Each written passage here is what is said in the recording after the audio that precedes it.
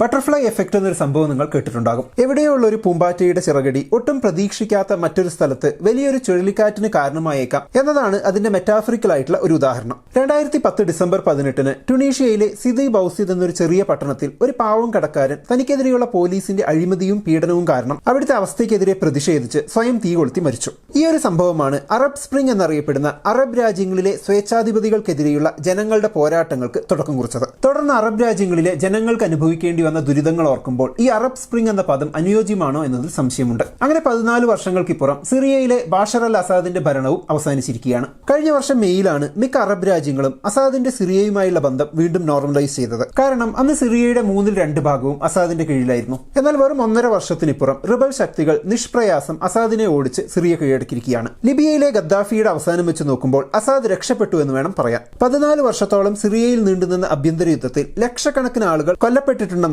കണക്കാക്കപ്പെടുന്നത്. എത്രയോ ലക്ഷം ആളുകൾക്ക് സിറിയയിൽ നിന്നും പലായനം ചെയ്യേണ്ടി വന്നു. സിറിയയിൽ നിന്നുള്ള ചില വീഡിയോസ് കാണുമ്പോൾ, അവിടുത്തെ മനുഷ്യരുടെ അവസ്ഥ കാണുമ്പോൾ, പ്രത്യേകിച്ച് കുട്ടികളുടെ അവസ്ഥ കാണുമ്പോൾ ഏതൊരു മനുഷ്യന്റെയും ഉള്ളൊന്ന് പിടയും. മനുഷ്യനെ ഓർത്ത് നാണക്കേട് തോന്നും. എങ്ങനെയാണ് അസാദിന് ഇത്രയും കാലം ഓപ്പോസിഷൻ ശക്തികളെ ചെറുത്തു നിൽക്കാനും തോൽപ്പിക്കാനും കഴിഞ്ഞത്? എന്തുകൊണ്ട് കഴിഞ്ഞ കുറച്ച് ദിവസങ്ങളിൽ തോൽവി സംബന്ധിച്ച് ഓടിപ്പോകേണ്ടി വന്നു? നമുക്ക് വിശദമായി തന്നെ നോക്കാം. അതിലേക്ക് പോകുന്നതിന് മുമ്പ് നിങ്ങൾ വ്യൂവേഴ്സിന് വളരെ യൂസ്ഫുൾ ആയ ഒരു കാര്യം പറയാം. സിറിയയിൽ സംഭവിക്കുന്നത് പോലുള്ള അപ്രതീക്ഷിതമായ മാറ്റം ഇപ്പൊ നമ്മുടെ ജോബ് മാർക്കറ്റിലും സംഭവിച്ചുകൊണ്ടിരിക്കുകയാണ്. നമുക്ക് പരിചിതമായ ട്രഡീഷണൽ ജോബ് മാർക്കറ്റ് ദിനം പ്രതി പരിണമിച്ചുകൊണ്ടിരിക്കുകയാണ്. ഇതുവരെ ജോബ് സെക്യൂരിറ്റി നൽകിയിരുന്ന സ്കിൽസ് ഇനി അത് പോരാ എന്നൊരു അവസ്ഥയിൽ എത്തിയിരിക്കുകയാണ്. അപ്പോൾ ഏറ്റവും പുതിയ സ്കിൽ സെറ്റായ ആർട്ടിഫിഷ്യൽ ഇന്റലിജൻസ് എന്ന AI ആൻഡ് ഓട്ടോമേഷൻ, ഈ കാര്യങ്ങളിൽ അപ് ടു ഡേറ്റ് ആയിരിക്കുക എന്നത് ഇന്ന് അനിവാര്യമാണ്. അതുകൊണ്ട് ഞാൻ നിങ്ങൾക്ക് 3 മണിക്കൂറുള്ള ഈ hands on AI training recommend ചെയ്യുകയാണ്. ഈ ട്രെയിനിങ്ങിന്റെ ലിങ്ക് ഡിസ്ക്രിപ്ഷനിലും പിൻഡ് കമന്റിലും നൽകിയിട്ടുണ്ട്. യൂഷ്വലി ഇതൊരു പെയ്ഡ് കോഴ്സാണ്. പക്ഷേ ആദ്യം രജിസ്റ്റർ ചെയ്യുന്ന ഞങ്ങളുടെ ആദ്യത്തെ 1500 വ്യൂവേഴ്സിന് ഇത് കംപ്ലീറ്റ്ലി ഫ്രീ ആണ്. ഈ ട്രെയിനിങ്ങിലൂടെ നിങ്ങൾക്ക് ജോലി തിരയുന്നതിനും ശമ്പളം കൂട്ടി കിട്ടുന്നതിനും വേണ്ട സ്ട്രാറ്റജീസ്, ബിസിനസ് സ്ട്രാറ്റജീസ് ഫ്രെയിം ചെയ്യുന്നത്, ഒപ്പം നിങ്ങളുടെ സ്വന്തം പേഴ്സണൽ ബ്രാൻഡ് ബിൽഡ് ചെയ്യുന്നത്, അങ്ങനെ കുറെ കാര്യങ്ങൾ പഠിക്കാൻ കഴിയും. കൂടാതെ 20-ലധികം AI ടൂൾസും നിങ്ങൾക്ക് പഠിക്കാൻ കഴിയും. നിങ്ങളുടെ ബാക്ക്ഗ്രൗണ്ട് ടെക്കോ നോൺ ടെക്കോ ആകട്ടെ, മാർക്കറ്റിംഗ്, ഓപ്പറേഷൻസ് അല്ലെങ്കിൽ കോണ്ടന്റ് ക്രിയേറ്റർ, ഫ്രീലാൻസർ, ഓണ്ടർപ്രണർ, അങ്ങനെ എല്ലാ മേഖലകളിലുമുള്ളവർക്ക് ഇത് വളരെ യൂസ്ഫുൾ ആയിരിക്കും. പിന്നെ ഈ ട്രെയിനിങ് കംപ്ലീറ്റ് ചെയ്താൽ 5000 രൂപ വില വരുന്ന AI ടൂൾസും നിങ്ങൾക്ക് ബോണസ് ആയി ലഭിക്കും. 10 ലക്ഷത്തിലധികം ആളുകൾ ഇതിനോടകം ഈ ട്രെയിനിങ് അറ്റൻഡ് ചെയ്ത് അത് അവരുടെ കരിയർ ഗ്രോത്തിന് സഹായിച്ചിട്ടുണ്ട്. അപ്പോൾ ഡിസ്ക്രിപ്ഷനിൽ കൊടുത്തിട്ടുള്ള ലിങ്കിൽ ക്ലിക്ക് ചെയ്ത് ഈ ട്രെയിനിങ്ങിന് രജിസ്റ്റർ ചെയ്യും. ഒപ്പം അവരുടെ വാട്സ്ആപ്പ് ഗ്രൂപ്പിൽ ജോയിൻ ചെയ്താൽ ഈ എക്സ്ക്ലൂസീവ് ട്രെയിനിങ്ങിനെ കുറിച്ചുള്ള നോട്ടിഫിക്കേഷൻസും നിങ്ങൾക്ക് ലഭിക്കും. എന്നാൽ നമുക്കിനി വീഡിയോയിലേക്ക് പോകാം. കഴിഞ്ഞ 54 വർഷങ്ങളായി സിറിയ ഭരിച്ചിരുന്നത് അസാദ് കുടുംബമാണ്.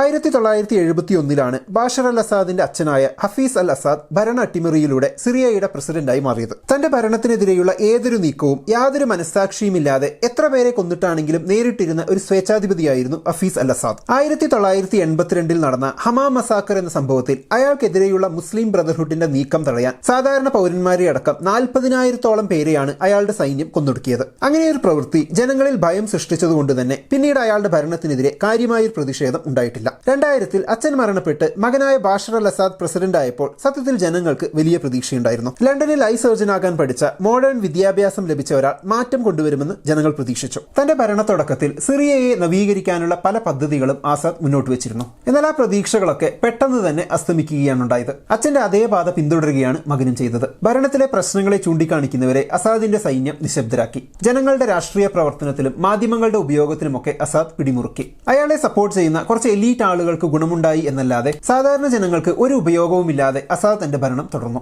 ബാഷർ അൽ അസാദിന്റെ ഭരണത്തിൽ സിറിയയിലെ തൊഴിലില്ലായ്മയ്ക്കും ദാരിദ്ര്യത്തിനും അഴിമതിക്കും യാതൊരു കുറവുമുണ്ടായില്ല. അങ്ങനെയിരിക്കുമ്പോഴാണ് ടുണീഷ്യയിൽ ആരംഭിച്ച ഏകാധിപതികൾക്കെതിരെയുള്ള അറബ് വിപ്ലവം സിറിയയിലും എത്തുന്നത്. 2011 മാർച്ചിൽ സിറിയയുടെ തെക്ക് ഭാഗത്തുള്ള ധാര എന്ന പട്ടണത്തിൽ കുറച്ച് ടീനേജുകാർ ഗവൺമെന്റിനെതിരെയുള്ള ഗ്രഫീറ്റി വരച്ചതിന് അസാദിന്റെ സൈന്യം അവരെ അറസ്റ്റ് ചെയ്ത് ടോർച്ചർ ചെയ്തു. ഇത് കൂടുതൽ ജനങ്ങൾ തെരുവിലിറങ്ങി പ്രതിഷേധിക്കാൻ കാരണമായി. സമാധാനപരമായി നടന്ന പ്രതിഷേധങ്ങളെല്ലാം അസാദ് യാതൊരു ദയയുമില്ലാതെ അക്രമം ഉപയോഗിച്ച് അടിച്ചമർത്തിക്കൊണ്ടിരുന്നു. അങ്ങനെ പ്രതിഷേധക്കാരിൽ ചിലർ ആയുധമെടുക്കാൻ തുടങ്ങി. അസാദിന്റെ ഭരണത്തിൽ താല്പര്യമില്ലാത്ത ചില പട്ടാളക്കാരും കൂടെ പ്രതിഷേധക്കാരുടെ കൂടെ ചേർന്ന് ഫ്രീ സിറിയൻ ആർമി എന്ന ഗ്രൂപ്പ് ഉണ്ടാക്കിയതോടെ സിറിയയിൽ ആഭ്യന്തര യുദ്ധം ആരംഭിച്ചു. എന്നാൽ പിന്നീട് അങ്ങോട്ട് വ്യത്യസ്ത ലക്ഷ്യങ്ങളോടെ വിവിധ റബൽ ഗ്രൂപ്പുകൾ സിറിയയിലുണ്ടായി. ഇസ്ലാമിസ്റ്റ് നിലപാടുള്ള ഗ്രൂപ്പുകളുണ്ടായി, ഐസിസിനെ പോലുള്ള തീവ്രവാദ ഗ്രൂപ്പുകളുണ്ടായി, കുർദിഷ് ഗ്രൂപ്പുകളുണ്ടായി. ഇവരൊക്കെ അസാദിനെതിരെ പോരാടുന്നതിനോടൊപ്പം ടെറിട്ടറിക്ക് വേണ്ടി അങ്ങോട്ടും ഇങ്ങോട്ടും പോരാടാനും തുടങ്ങി. ജർമ്മനിയിലുള്ള ഒരു സിറിയൻ അഭയാർത്ഥിയോട് ഞാൻ സംസാരിച്ചിരുന്നു. അവൻ പറഞ്ഞത് ചില സ്ഥലങ്ങളിൽ ഒരു സ്ട്രീറ്റിൽ നിന്ന് മറ്റൊരു സ്ട്രീറ്റിലേക്ക് പോകണമെങ്കിൽ വരെ വ്യത്യസ്ത ഗ്രൂപ്പുകളുടെ തോക്ക് പിടിച്ച ആളുകളെ കടന്നു വേണം പോകാൻ എന്നാണ്. അവർക്കൊക്കെ പൈസയും കൊടുക്കേണ്ടി വരും. അവൻ എത്രത്തോളം എക്സാജറേറ്റ് ചെയ്ത് പറഞ്ഞതാണെന്ന് എനിക്കറിയില്ല.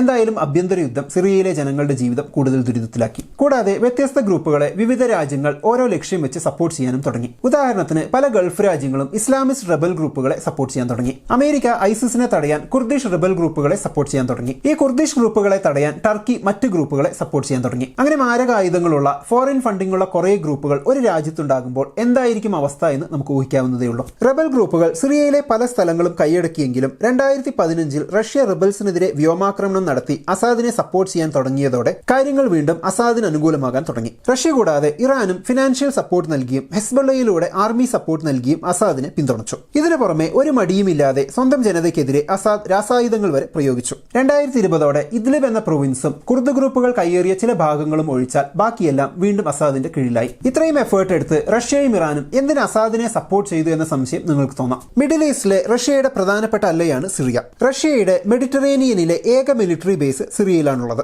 ഇറാന്റെ കാര്യത്തിലാണെങ്കിൽ ലെബണനിലെ ഹെസ്ബുള്ളയും മറ്റ് ആന്റി ഇസ്രയേൽ ഗ്രൂപ്പ്സും അടങ്ങുന്ന ആക്സിസ് ഓഫ് റെസിസ്റ്റൻസിന്റെ പ്രധാന ലിങ്കാണ് സിറിയ. അസാദിനെ സപ്പോർട്ട് ചെയ്യുന്നതിലൂടെ ലെബണനിലെ ഹെസ്ബുള്ളയ്ക്കുള്ള സേഫ് ആയ സപ്ലൈ റൂട്ടാണ് ഇറാൻ ലഭിച്ചത്. അപ്പൊ എന്തുകൊണ്ടാണ് ഇപ്പൊ പെട്ടെന്ന് റെബൽ ഗ്രൂപ്പ്സിന് അസാദിനെ നിഷ്പ്രയാസം തോൽപ്പിക്കാൻ കഴിഞ്ഞത്? ഈ കഴിഞ്ഞ നവംബറിൽ വിവിധ റെബൽ ഗ്രൂപ്പ്സുകൾ ഒരുമിച്ചുകൂടി മിലിറ്ററി ഓപ്പറേഷൻസ് കമാൻഡ് എന്ന് പേരിട്ട ഒരു പുതിയ കൊവാലിഷൻ ഉണ്ടാക്കി. ഇതിലെ main rebel group Hayat Tahrir al Sham എന്നറിയപ്പെടുന്ന HTS ആണ്. ഇവർ ആദ്യം അലപ്പോയും പിന്നെ ഹമായും ഹോംസും ഒടുക്കം ഡമസ്കസും കീഴടക്കി അസാദിന്റെ ഭരണം അവസാനിപ്പിച്ചു. സത്യത്തിൽ അസാദിന്റെ സൈന്യത്തിൽ നിന്നും കാര്യമായൊരു റെസിസ്റ്റൻസ് ഒന്നും റെബൽ ഗ്രൂപ്പ്സിന് നേരിടേണ്ടി വന്നില്ല. റെബൽ ഗ്രൂപ്പ്സിന് ഇപ്പൊ വളരെ എളുപ്പത്തിൽ ജയിക്കാൻ കഴിഞ്ഞതിന്റെ ഒരു പ്രധാന കാരണം അസാദിനെ സപ്പോർട്ട് ചെയ്തിരുന്ന റഷ്യയും ഇറാന്റെ ഹെസ്ബുള്ളയും ഇപ്പൊ സപ്പോർട്ട് ചെയ്യാൻ പറ്റിയ ഒരു അവസ്ഥയിലല്ല എന്നതാണ്. പുടിന്റെ റഷ്യ സ്വന്തമായി സ്റ്റാർട്ട് ചെയ്ത ഉക്രൈനുമായുള്ള യുദ്ധത്തിൽ കംപ്ലീറ്റ്ലി ഒക്യുപ്പൈഡ് ആണ്. ഹെസ്ബുള്ളയാകട്ടെ ഇസ്രായേലിന്റെ തുടർച്ചയായുള്ള ആക്രമണം കാരണം എണീറ്റ് നിൽക്കാൻ പറ്റാത്ത അവസ്ഥയിലാണ്. അമേരിക്ക അഫ്ഗാനിസ്ഥാനിൽ നിന്നും പിന്മാറിയപ്പോൾ അഫ്ഗാൻ സൈന്യം കാര്യമായ റെസിസ്റ്റൻസ് ഒന്നുമില്ലാതെ താലിബാന് കീഴടങ്ങിയ ഏതാണ്ട് അതേപോലൊരു സിനേറിയോ. മറ്റൊരു കാര്യം 2015 മുതൽ ഇദ്ലിബ് എന്ന പ്രവിശ്യ HDSന്റെ കീഴിലാണ്. അതിന്റെ ലീഡറിന്റെ ഇന്റർവ്യൂ കണ്ടുകഴിഞ്ഞാൽ മനസ്സിലാകും കഴിഞ്ഞ 9 വർഷം കൊണ്ട് അവർ കൃത്യമായൊരു ഓർഗനൈസേഷണൽ സ്ട്രക്ചർ ഉണ്ടാക്കിയിട്ടുണ്ട് എന്ന്. പരസ്പരം അടികൂടിയിരുന്ന പല ഫാക്ഷൻസും ഒന്നായിട്ടുണ്ട്.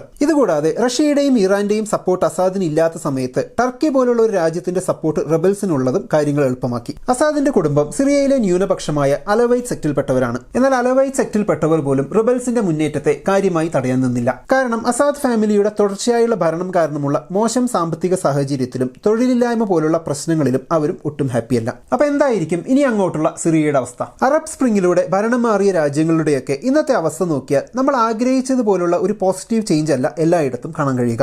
സിറിയയിൽ വിവിധ റെബൽ ഗ്രൂപ്പുകൾ പരസ്പരം സഹകരിച്ച് വിട്ടുവീഴ്ചയ്ക്ക് തയ്യാറായി ജനങ്ങൾക്ക് വേണ്ടി എത്രത്തോളം പ്രവർത്തിക്കുന്നു എന്നതിനനുസരിച്ചിരിക്കും സിറിയയുടെ ഭാവി. ഇപ്പൊ ഏറ്റവും ശക്തമായ റെബൽ ഗ്രൂപ്പായ HTSന്റെ പാസ്റ്റ് അത്ര നല്ലതല്ല. 2011 അൽ ഖായിദയുടെ ഡയറക്ട് അഫിലിയേറ്റ് ആയാണ് ജബാത്ത് അൽ നുസ്ര എന്ന പേരിൽ ഇത് സ്ഥാപിക്കപ്പെട്ടത്. US അടക്കം പല രാജ്യങ്ങളും ഒരു തീവ്രവാദ ഗ്രൂപ്പായാണ് ഇപ്പോഴും ഇതിനെ കാണുന്നത്. പക്ഷേ HTSന്റെ ഇന്നത്തെ ലീഡറായ അൽ ജലാനി പബ്ലിക്കായി തന്നെ അൽ ഖായിദയുമായുള്ള ബന്ധം കളയുകയും ജബാത്ത് അൽ നുസ്രയെ ഡിസോൾവ് ചെയ്ത് HTS എന്ന പുതിയ ഗ്രൂപ്പ് സൃഷ്ടിക്കുകയും ചെയ്തു. കഴിഞ്ഞ കുറച്ച് ദിവസങ്ങളായി അൽ ജലാനി തന്റെ ഇന്റർവ്യൂസിലൊക്കെ പറയുന്നത് ന്യൂനപക്ഷങ്ങൾക്കൊന്നും പേടി കൂടാതെ ഈക്വലായി ജീവിക്കാൻ പറ്റുന്ന ഒരു സിറിയയായിരിക്കും അവരുടെ ഭരണത്തിന് കീഴിൽ എന്നാണ്. വ്യക്തിയിലുപരി ശക്തമായ ഇൻസ്റ്റിറ്റ്യൂഷൻസിന്റെ ആവശ്യകതയെ പറ്റിയൊക്കെ അദ്ദേഹം പറയുന്നുണ്ട്. ഇതൊക്കെ താലിബാൻ തുടക്കത്തിൽ പറഞ്ഞിരുന്നത് പോലെ മറ്റു രാജ്യങ്ങളുടെ സപ്പോർട്ട് കിട്ടാൻ വേണ്ടി ചുമ്മാ പറയുന്നതാണോ അതോ സിറിയയിലെ ജനങ്ങൾ ഇനിയും സഫർ ചെയ്യരുതെന്ന് ആത്മാർത്ഥമായി ആഗ്രഹിച്ച് പറയുന്നതാണോ എന്ന് നമുക്ക് കാത്തിരുന്ന് കാണാം. അപ്പൊ എന്താണ് സിറിയയിൽ ഇപ്പോഴുണ്ടായ മാറ്റത്തെക്കുറിച്ചുള്ള നിങ്ങളുടെ അഭിപ്രായം കമന്റ് ബോക്സിൽ എഴുതുമല്ലോ. പിന്നെ വീഡിയോയുടെ തുടക്കത്തിൽ പറഞ്ഞ ട്രെയിനിങ്ങിൽ താല്പര്യമുള്ളവർ അതിൽ പങ്കെടുത്ത് നോക്കുക. അതിന്റെ ലിങ്ക് ഡിസ്ക്രിപ്ഷനിൽ കൊടുത്തിട്ടുണ്ട്. ഞങ്ങളുടെ ആദ്യത്തെ 1500 വ്യൂവേഴ്സിന് രജിസ്ട്രേഷൻ ഫ്രീ ആണ്. നിങ്ങളുടെ കരിയർ ഗ്രോത്തിന് വളരെ യൂസ്ഫുൾ ആയിട്ടുള്ള ഒരുപാട് AI ടൂൾസ് നിങ്ങൾക്ക് ഈ ട്രെയിനിങ്ങിലൂടെ പഠിക്കാൻ കഴിയും. എന്നാൽ നമുക്കിനി അടുത്ത വീഡിയോയിൽ വീണ്ടും കാണാം. ബൈ.